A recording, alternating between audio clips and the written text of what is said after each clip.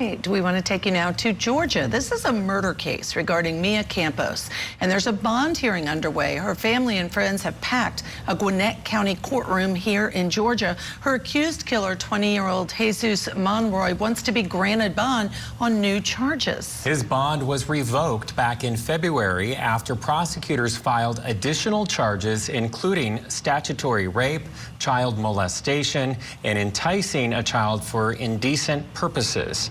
Before we get you inside that courtroom, Court TV senior producer Barbara McDonald, she spoke with the victim's family about the day Mia disappeared.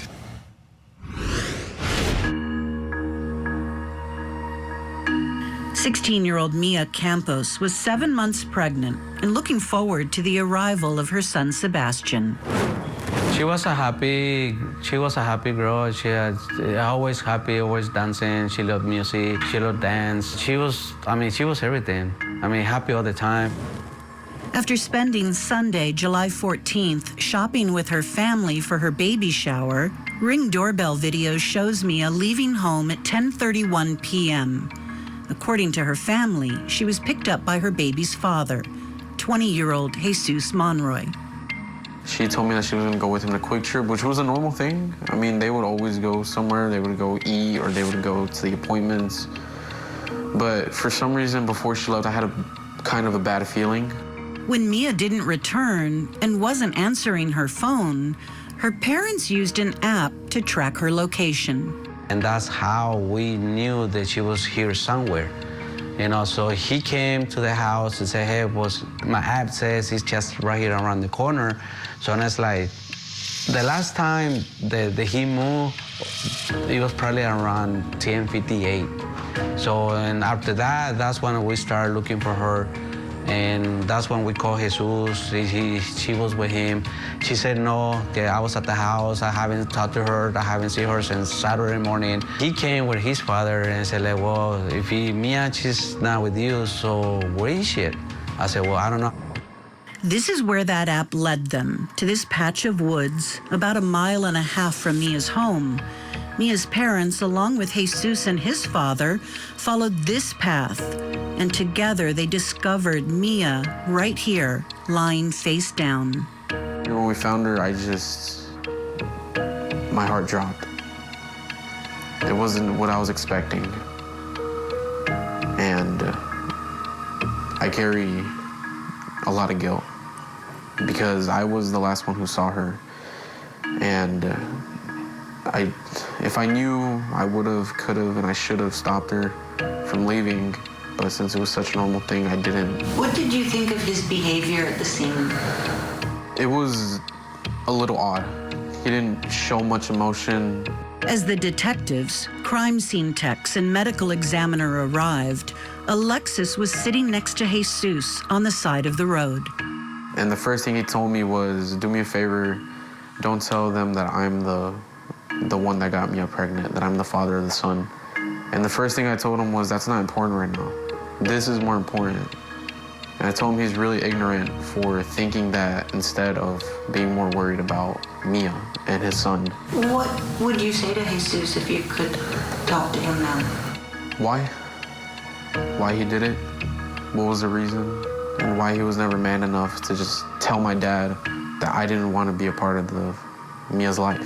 Why take my baby sister, my best friend, my other half away from us?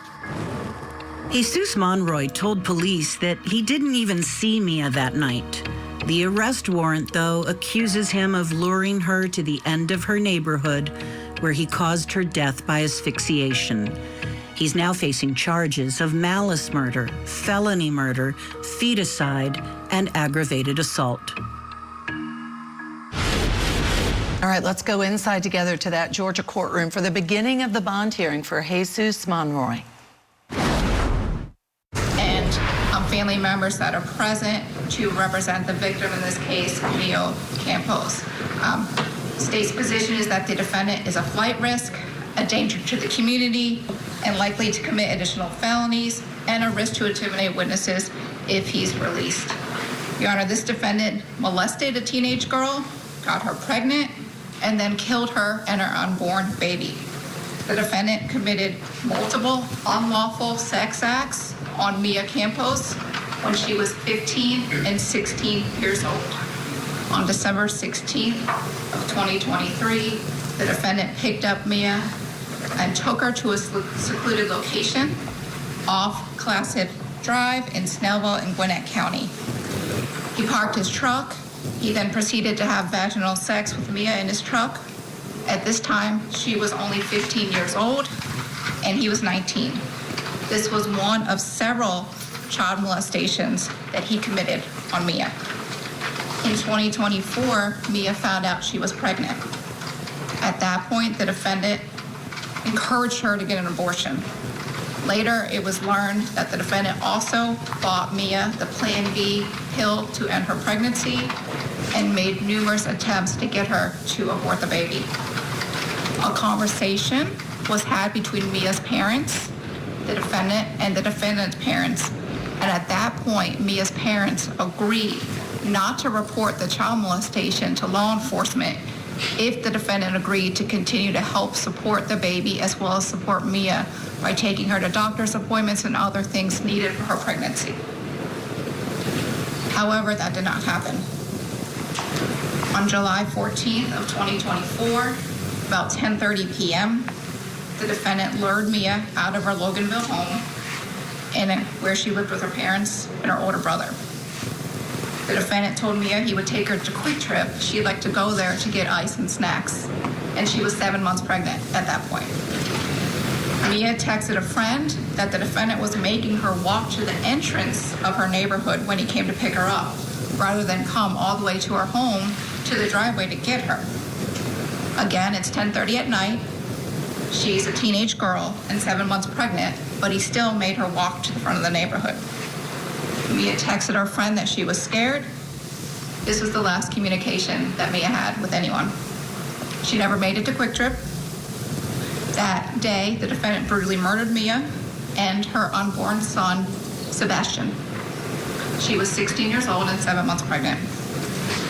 The investigation and an autopsy conducted by Dr. Terry found that the defendant applied pressure to Mia's neck and killed her by asphyxiation.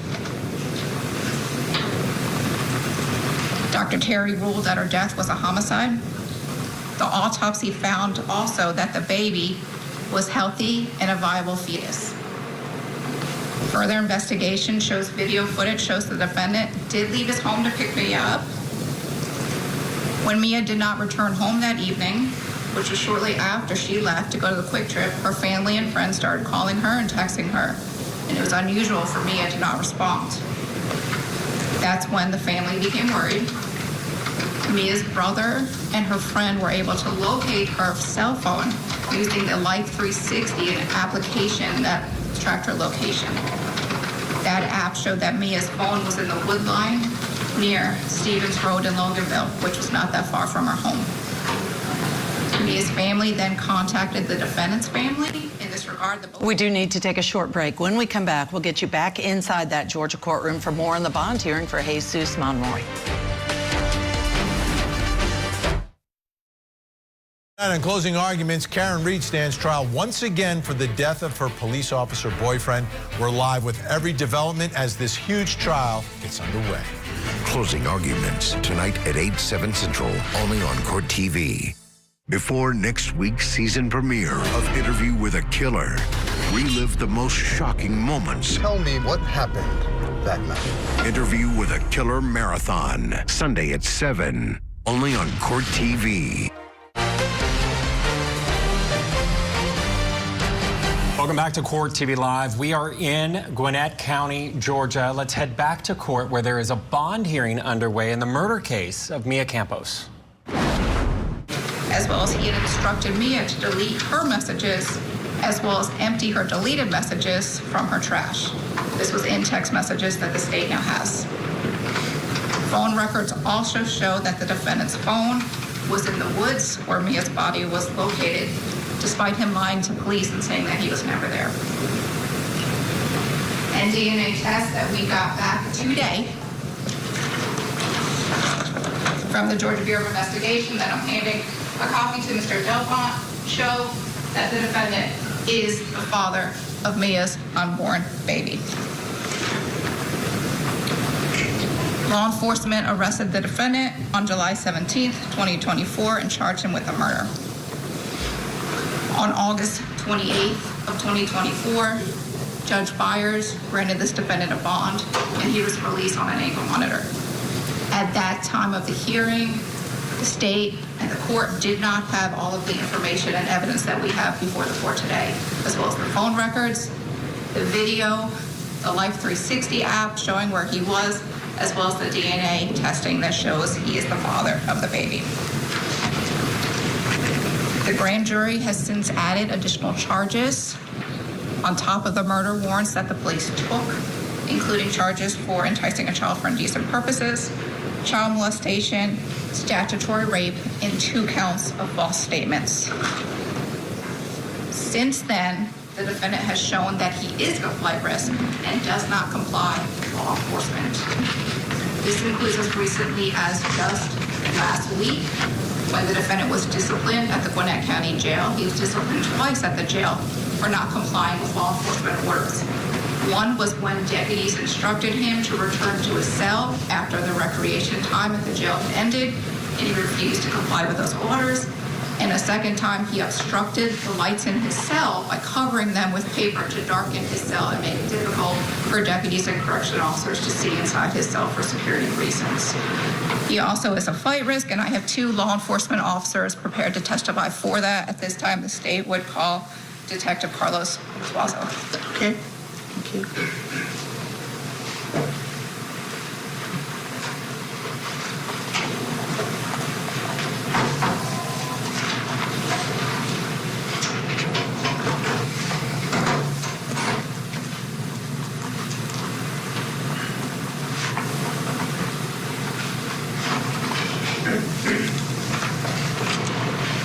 Detective, you can go off the evidence. Good afternoon. Please be careful, Detective. Sir, can you please raise your right hand? Do you solemnly swear or affirm that the testimony you give this court shall be the truth, the whole truth, and nothing but the truth, so help you God? I do. You can place your hand down and have a seat, sir. And if you could state your name for the court. Detective Carlos Suazo of the Gwinnett County Police Department. And Detective, what is your position with the police department? I'm an investigator for the homicide unit. How many total years of law enforcement experience do you have? 5. And are you post-certified by the state of Georgia with full arrest powers? Yes. How long have you been working in the homicide unit? I've been there since around the beginning of the year. Did you have an opportunity to assist in the investigation of the Jesus Monroy case? Yes. And did you go to assist in serving a search warrant at the defendant's home in Snellville on September 24th, 2024? I did. Do you know about how many officers went to the property for that search warrant? Around 10. And the property in Snellville, is that here in Gwinnett County? Yes, ma'am. And describe the property. Is there anything blocking entrance to the property when you get there? It's a large gate. When police first got to the property on that day to execute a search warrant, did anyone with Gwinnett County Police make contact with someone inside the home? Yes, ma'am. And was that via phone? Yes. Describe what happened when that phone call was made. I believe the other party hung up. Do you know who it was that answered the phone inside the house? It was the suspect's mother. Eventually, did someone from the suspect's family come to the gate to greet law enforcement? Yes. Tell us what happened. When we approached the front gate, a gentleman in a green shirt came driving at a high rate of speed on the wrong lane of traffic, shouting warrant. We advised that we had a warrant and to open the gate for us. Do you know who that gentleman was? I believe it was the brother of the suspect. Okay. Was the gate opened? Not immediately. He made a phone call. While he made that phone call, the drone operator that we have above the structure advised us that the suspect had ran out of the main building and into a different building in the residence. And that drone was being operated by Gwinnett County Police? Yes, ma'am. And you were able to hear the radio traffic of the drone operators communicating with you and the other officers? Yes, ma'am. What, at that point, were any steps taken to made contact with the suspect? We advised, I believe, the brother that he was currently running, the suspect. He didn't pay us no mind and continued his phone call on the other side after being provided the search warrant. And that drone, did it make a recording of the defendant running on the property? It did. Have you had an opportunity to review that recording? Yes, ma'am. Your Honor, may I approach the witness? Yes, you may. Sir, will you show me what's been marked as States 1, if you could take a moment and look at that? Yes, Do you recognize that flash drive? I do. And did you initial the back of that? I did. Was that a true and accurate copy of the drone recording of what you observed that day at Mr. Monroy's property? Yes, ma'am. Your Honor, this one is States 1. Any objection? No objection. State's Exhibit 1 is admitted into evidence without objection. Publish that to the court, Your Honor. Permission granted.